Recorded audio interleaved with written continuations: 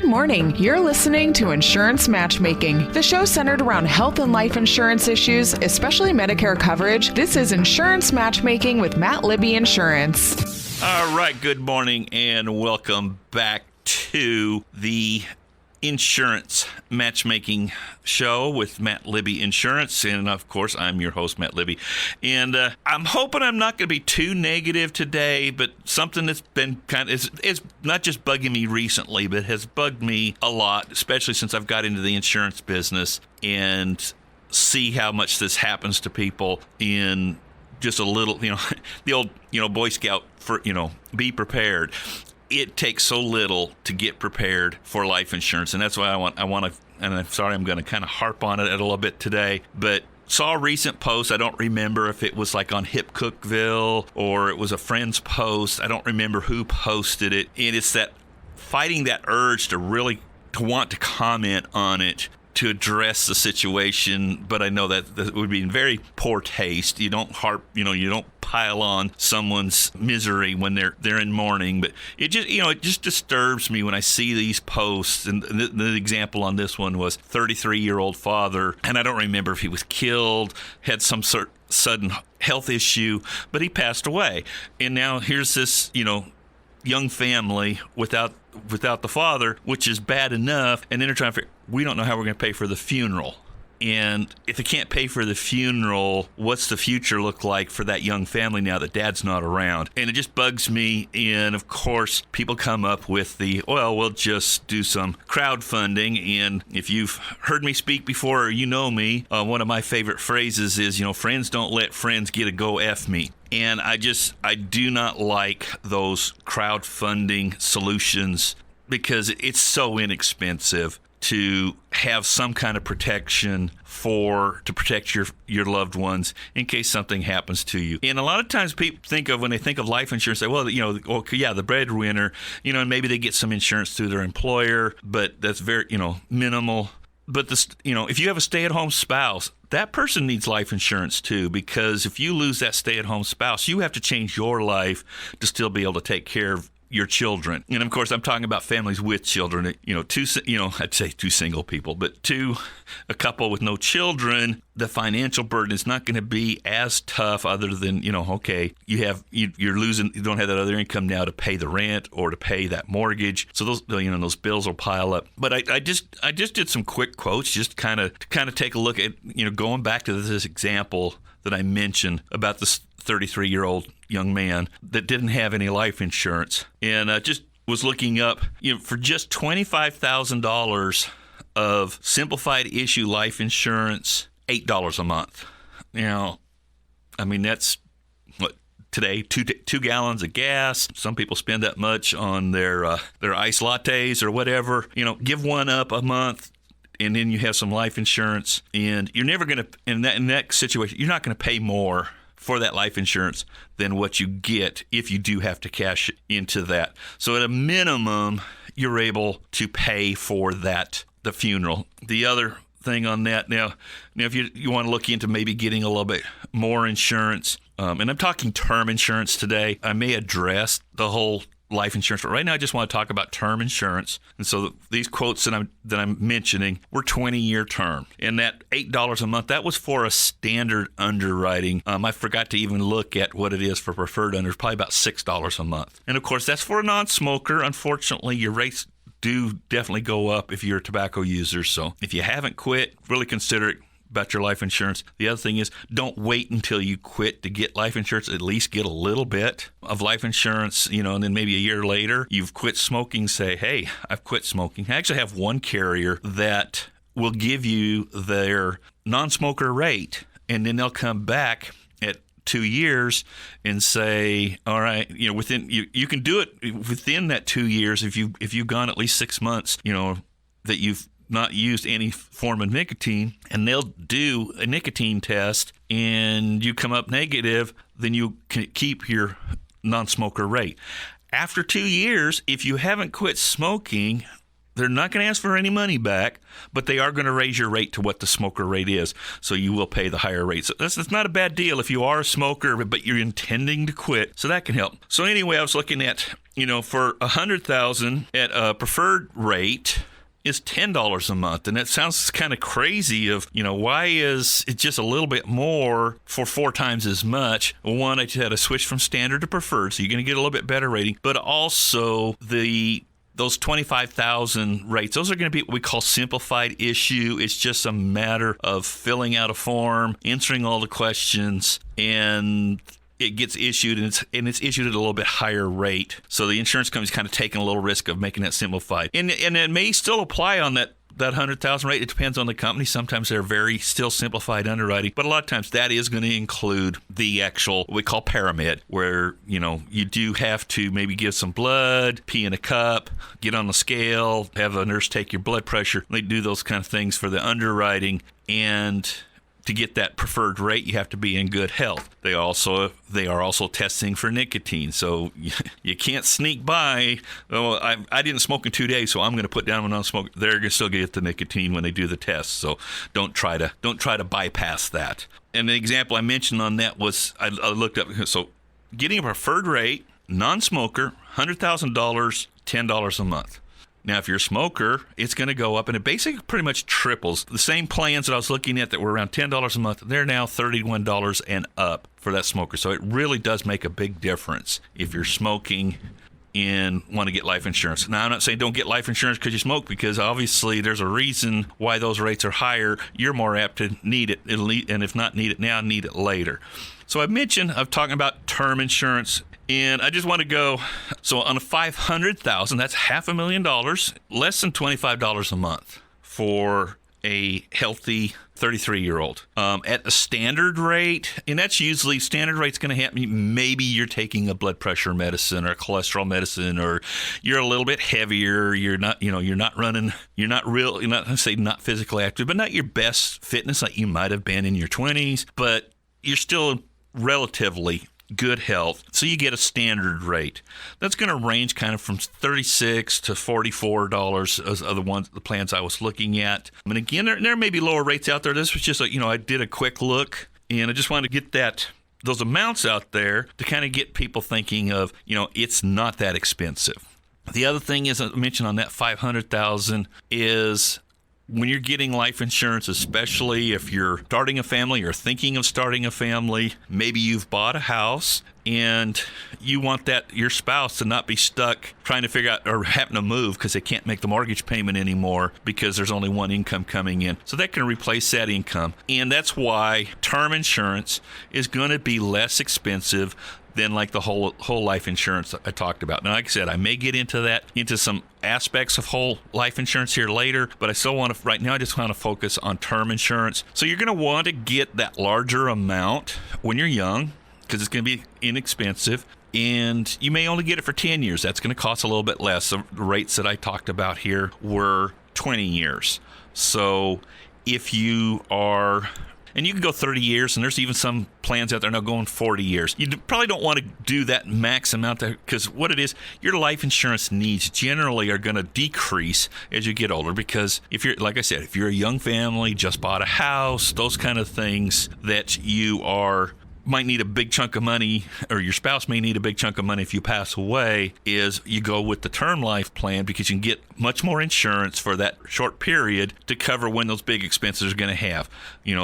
The raising the children, maybe your kids are tween years or early teens. 20-year policy is going to be plenty enough, but 20 years later, hopefully your kids aren't dependent on you financially anymore. They should be, in their own careers, whether they went to college, whether they went in the military, whether they got a trade, but they should be earning their own income. So you're not needing to make sure that their housing and their livelihood is taken care of. But those first few years, you may need quite a bit. And the other thing we do sometimes, we call it what's called laddering. And so maybe, like I said, you're young married, maybe you're 25, got a couple kids, they're not in school yet. So you got a long time that's going to be that they would be dependent on you. So you get something that would make sure you've got something that covers you until the kids are 20, or, so you may want a 30-year term that may be $250,000. And then you get a 20-year term that's $500,000, so you know you're going to have the money to pay off the mortgage and fund their college fund. But once they're past those college ages, you're not going to need that extra money to pay for education because you've already found a way to pay for it. You're going to want to look into, but you still need some money left over. And then also, most of the time, and I'll get into that here shortly, I think I will get into some of the whole life. I've talked about the final expense type of plans. So we will talk about some of those differences in those different stages of life, what you may be looking for your life insurance needs. So what we're going to do right now is we're going to be going into the break. So I don't want to get totally started on a new subject, but we'll go ahead and go for our commercial pause, and then when I come back, I'm going to go back into talking about those stages, how much life insurance you may need through the years. Hello, listeners. Mark your calendars for August 11th at 10 a.m. The Health Department is excited to host a free cooking class in our kitchen at 701 County Services Drive. Come experience healthy cooking with our dietitian, Samantha Sanders. This class will build basic cooking skills, encourage an adventurous palate, and boost your confidence in the kitchen. Spots are limited, so call 931-528-2531 to reserve your spot on August 11th at 10 a.m. for a free cooking class. Hey everyone, it's 4th of July month and time to celebrate. This is Magic Mike at Carlin Chevrolet. We're celebrating with more and more inventory for you. Because of our car buying program, we have more clean, pre-owned inventory than we've had in over a year. A huge selection of like-new vehicles to choose from with super low market pricing. Also, we've carried our low interest rates over this month with rates as low as 1.9%. Get down to the corner of Spring and Willow to get your new summertime vehicle. See you soon.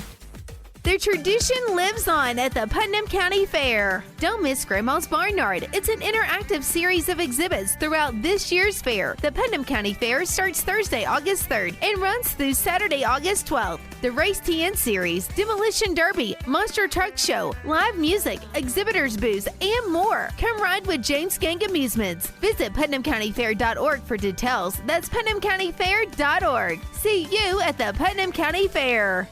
And now, back to Insurance Matchmaking with Matt Libby Insurance. All right, and we're back. And one of the things I was talking about that, you've heard, maybe if you've been listening to my program, you've heard me talk about final expense, or maybe you've seen the commercials on TV that say you're guaranteed to get this much life insurance, for this much per month, just $1 a day. And there is some truth to those, but they can be a little misleading. But I can help you out with those kind of policies also. But we talk about those final expense insurance. Now, those are whole life plans, and that's something you may need later on.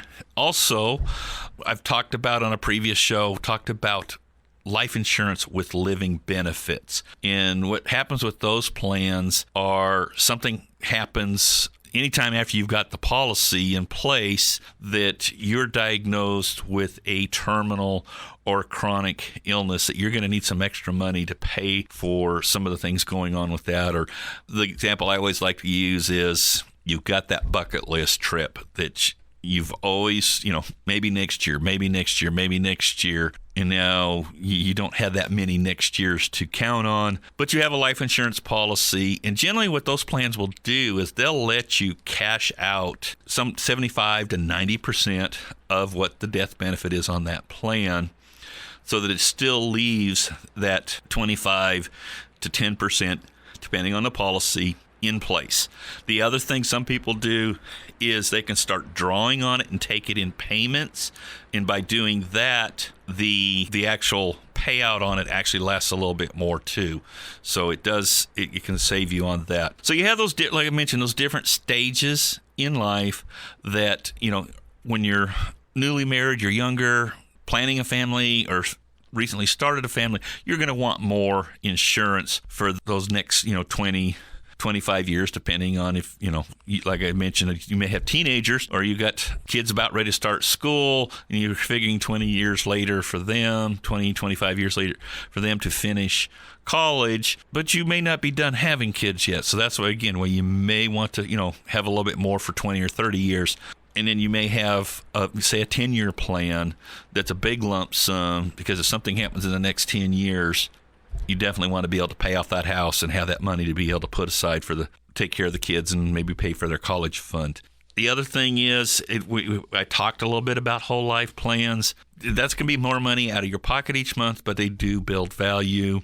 And the nice thing about that value on those whole life plans is when you do have to file that claim, that is not a taxable income. Life insurance is not taxed. So some people may think, well, I don't want cash value because it's going to get eaten up with taxes. It's not. So I would definitely consider that. And the other thing is, a lot of times I know I may upset some of my financial planner friends, but you've probably heard of the 529 plans for education. But if your kid doesn't go to college, to draw out of, there's going to be penalties for drawing the money out of that plan. So it may build, and grow, but if you don't use it for education, then there are penalties, or you have to be able to pass it on to, you may have got it in one child's name, and then you have another child, and you pass it to that child. Whereas with a life insurance plan, you can get life insurance on yourself, you can get life insurance on your child, and that builds a cash value.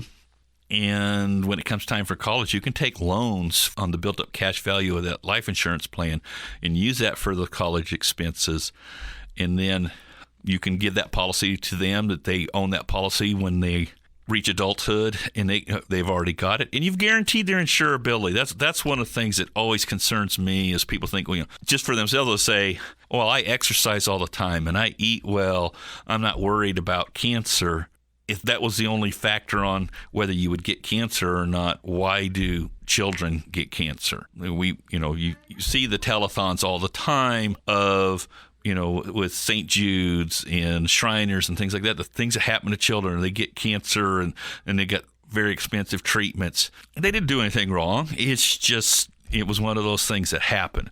So having a healthy lifestyle is not a guarantee that something might happen or you may pass away. So it makes just more ammunition of why you should get some life insurance in place, and to make sure that your loved ones are cared for in your passing. And again, it goes both ways. Both spouses really do need to consider having life insurance to cover those expenses. And I think I got a little off track. I was talking about final expense. That's usually people 45 and older can get a whole life plan for $10, $20. And some companies even go down as low as $2,000. I'm not really sure what good reason to get a $2,000 life insurance policy, but $5,000, $10,000, just to kind of cover those extra expenses that are going to come up, if you haven't pre-planned a funeral or prepaid for it, that the money's there. And a lot of people say, well, I'll just put the money in savings, and that's great. The downside is most people don't. The other thing is, if you're saving, if you need $10,000 for a burial insurance and you need to save the money, then you're going to have to save up $10,000. Whereas if you're paying $30 to $50 a month, and 3 years later, you're cashing in that life insurance, or your loved one is cashing in that life insurance, you haven't spent $10,000. So that you're further ahead if you have that policy. The other thing, some of the policies, they do have some limitations in the first couple of years, or someone's in poor health, they can get that guaranteed issue plan, but they may not pay out in the first couple of years or pay the full amount in the first couple of years. But they're still going to pay out more than you paid in. A lot of the plans, if you pass away, say in 6 months after you get the policy, they're going to refund what you paid in plus interest. So you and your loved ones don't lose that money you're putting in there, but at least you've got some assurance that you're going to have some extra money coming in, or maybe have the policy to be able to cash in to cover those funeral expenses. And the downside is, funerals are just getting more expensive. Sometimes we say $10,000. Some people up to $15,000 is kind of an average cost on a funeral with a casket and a burial. And so they, cremation. I saw a stat this week that, cremation, you're still looking at about $7,500 of expenses. So that's still going to hit a lot of people hard. Add a little humor in here. I was watching one of those reels on Instagram or Facebook. You've probably seen them, the guys sitting out on the dock, and they got the fake foam coming out of their coffee, and they're telling each other dad jokes, and trying to keep deadpan and not laugh at their own joke or laugh at the other one. But the one guy said, I told my wife that I wanted to be cremated. She set me an appointment for Tuesday. I just thought that would add a little levity to our talk this morning, and just got a kick out of it. She made an appointment for him. But a lot of people say, well, I'm just going to be cremated, but there's still expenses there, and just a different way to have some life insurance to make sure you can at least cover the funeral expenses is very inexpensive, especially if you're young. And so I like to share that with folks about those options. The life insurance, there's just so many different kinds of life insurance you can get. You've probably heard some of the commercials on this station. I've recently have signed on. You've probably heard the Ethos commercials where you can just go online, fill out a couple questions. 5 minutes later, you have a life insurance plan. I actually I'm associated with them. I'm going to piggyback on their advertising here a little bit. But if you go to my website, you can go to insurancematchmaking.com, and there's going to be links to where you can get information about life insurance. There's a link to take you to that Ethos site. And one of the things on that, you can do it anonymously, in that you don't have to talk to me about any of the stuff. You can do everything, fill it out there online. But if you want my help with it, you can also contact me on that, and I can help you complete that application. But if you're just kind of curious, what would it cost me? Go on there and take a look. You might be surprised that you may find at how little that policy can cost you. May prompt you to say, I need to go ahead and do this. And I know a lot of times that procrastination of, I need to get with you and get life insurance. I need to talk. We need to set a time, sit down and talk. And I'm great. I'm a pro at procrastination too. In fact, I had a friend posted on Facebook and said, list a skill that you're best at, and I said procrastinating. So I'll admit to it that I can put things off to the last minute and then crunch to get them done. So and we do that a lot, especially with life insurance. It's like, that's something I've been meaning to do. Something I've been meaning to do. I need to set an appointment. I need to call you and set an appointment, and then you don't. Go to the website, and just plug in your numbers. And they do have some really great rates. I did get a policy myself recently, just to, so I'd be my first client because I wanted to test it out. And it really is a really simple process. So go to my website, insurancematchmaking.com, and click on the Ethos link, and then you'll be able to get that going for you. So just a reminder, that's one way to find me. My phone number is 931-881-3969. My office is on North Willow in the Larry Brown Electronics building, which is right next to the Bravo Cafe. And again, I'll piggyback on commercials you hear on this station. They advertise on here, and I'm right next door to a business that's advertising. So come over there for lunch one day, pop in and say you heard me on the radio and you'd like to get some answers to your questions. We are coming up on the Medicare season, and I do want to get into talking a little bit about that also, but that's for a different program. But we will get you going, and hopefully we can talk to you soon. Take some time to go to the website. Also, as I've mentioned, I try to mention on the end of each show, I really would love some topic suggestions or guest suggestions. Yep, I enjoy being able to sit here and have a conversation with someone. I didn't have someone to do that with me today, so I'm going ahead and running solo here. But you may have a question about insurance, and you can go on the website and submit that. You can always email or call us and just say, hey, got this question. And even if I answer it, if you call, you may need to answer right away, but you can say, hey, I was going to ask you to do this on the radio. That gives me a question I can go ahead and answer also. So let me know what questions you have concerning insurance. And I'm going to talk mainly about life insurance, Medicare, health insurance. I don't do the home and auto. I can recommend folks to you for that, but I don't do those types of insurance myself. So if you have questions about, homeowners insurance or car insurance deductibles, I'm not your answer guy for that, but I can definitely point you in the right direction to get that help.